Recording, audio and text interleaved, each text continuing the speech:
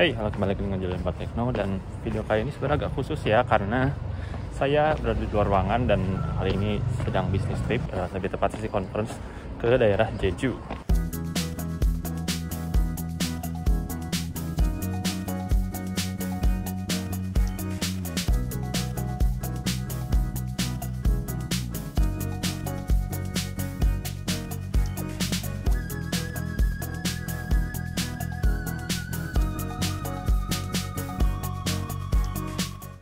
Oke, sekarang kita sedang di Jeju ya. Jadi ini adalah hari conference-nya. Jadi saya dapat giliran nanti sore.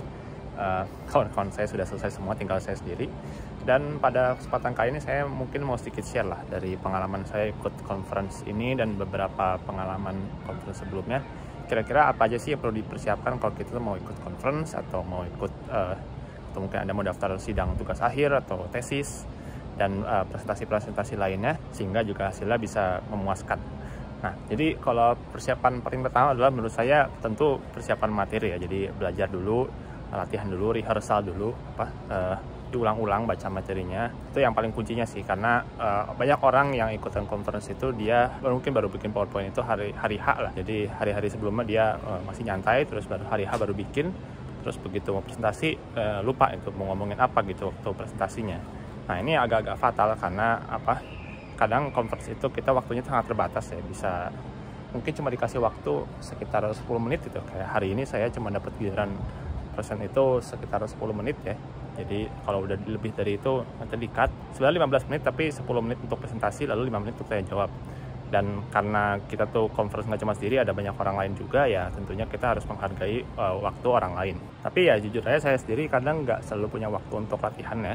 Nah, tapi biasanya jadi yang saya lakukan itu, kalaupun saya nggak bisa latihan speakingnya, minimal saya baca satu persatu dan dilihat tuh setiap slide itu kita mau bahas apa ya. Jadi setiap gambar itu perlu kita jelaskan, tabel itu perlu kita jelaskan. Kalau teks itu jangan dibaca per kata ya, tapi ya kita cukup jelaskan secara garis besarnya aja. Nah, itu kan persiapan secara materi ya. Sekarang mungkin kita akan geser ke secara gadget, dimana ini mungkin lebih nyambung untuk audiens channel ini. Dan menurut saya salah satu yang paling penting itu ya Anda bawa peralatan editing yang lengkap lah. Anda bawa laptop, lalu bawa chargernya. Karena kalau Anda itu nggak bawa peralatan editing dan mau presentasi itu Anda cuma bawa file yang mungkin Anda bikin di rumah, kadang-kadang suka ada editing yang Anda tuh mau proses di menit-menit akhir lah. Jadi baru kepikirannya tuh pas latihan atau pas menit-menit akhir.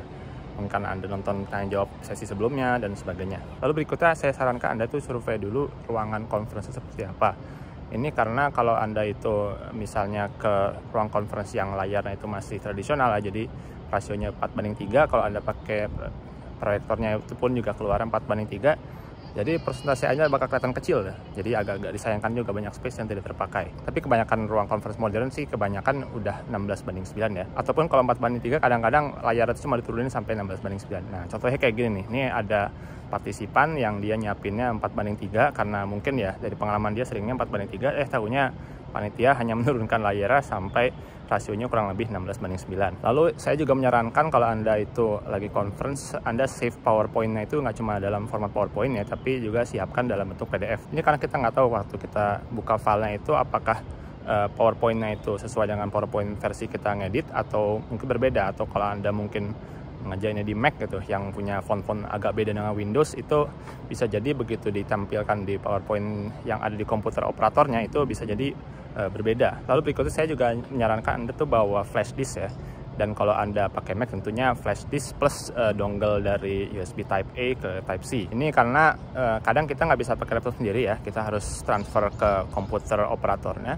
Dan kebanyakan komputer lain kan kebanyakan masih pakai USB Type A ya. Nggak bisa juga kita tuh ujuk-ujuk ya, mendadak itu kita minta colokin ke laptop kita karena mungkin PowerPoint-nya itu adanya cuma di laptop kita, nggak bisa dipindahin ya, nggak bisa begitulah. Ngomong-ngomong soal dongle, saya sebenarnya juga menyarankan nih kalau bisa Anda bawa dongle USB Type-C ke VGA atau HDMI kalau nggak ada port HDMI ataupun VGA-nya, atau kalau sudah ada HDMI-nya bisa bawa konverter ke VGA atau sebaliknya. Kalau Anda itu memang banyak menunjuk ya di PowerPoint, mungkin ada baiknya Anda bawa laser pointer lah. Jadi yang biasanya tuh warnanya merah atau hijau. Hanya saja saya menyarankan kalau bisa carinya yang hijau, karena yang hijau itu biasanya dia lebih kuat ya, terutama kalau Anda project itu ke TV ya, bukan ke layar seperti layar proyektor. itu kadang-kadang kalau yang warna merah itu nggak bisa kelihatan ya di TV-nya. Jadi kita harus pakai yang lebih kuat lagi. Dan biasanya nih yang lebih kuat itu yang hijau. Saya juga menyarankan nih kalau Anda tuh sudah siap PowerPoint dan PDF-nya, mungkin juga bisa di backup ke Google Drive atau ke tempat-tempat lainnya yang bisa diakses secara universal dari HP, dari laptop, atau dari perangkat Anda yang lainnya. Ini karena kadang-kadang itu ya kita nggak tahu, bisa jadi kejadian-kejadian tidak diinginkan, misalnya laptop Anda nggak bisa nyala, atau flash Anda rusak, atau nggak bisa dibaca di tempat operatornya, dan sebagainya. Dimana ini kadang-kadang membuat kita tuh jadi susah mengakses file yang kita pengen tampilkan. Dan dengan ada satu backup lagi di drive itu menurut saya akan sangat-sangat membantu. Beberapa kawan yang saya tahu itu kadang suka begini, jadi mereka itu udah nyiapin bahan PowerPoint ya, dan abis itu mereka tuh nyiapin dari halaman setelah yang thank you ya, setelah akhir presentasi, itu ada beberapa halaman lagi nggak di-present, cuma dipersiapkan kalau nih ada pertanyaan-pertanyaan yang sulit. Biasanya sih itu isinya detail-detail yang mungkin kepanjangan buat di-present, cuma ada kemungkinan untuk ditanyakan, jadi kadang disimpan di situ. Dan terakhir dari saya mungkin ya cukup tetap tenang aja ya. Jadi yang nonton itu belum tentu lebih jago dari Anda kok. Karena yang paling mengerti penelitian atau tugas akhir Anda itu ya tentu Anda sendiri.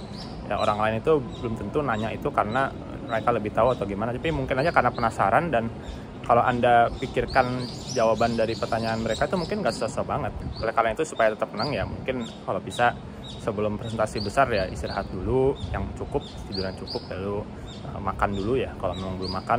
Mungkin juga siapkan juga air minum sebelum Anda presentasi supaya Anda tuh waktu ngomong tuh lancar. Karena saya sendiri kalau bikin video seperti ini seringkali kelancaran ngomong saya itu sangat-sangat dipengaruhi oleh saya itu minum dulu atau enggak. Jadi makanya waktu puasa itu rada-rada susah saya bikin video yang caranya tuh panjang.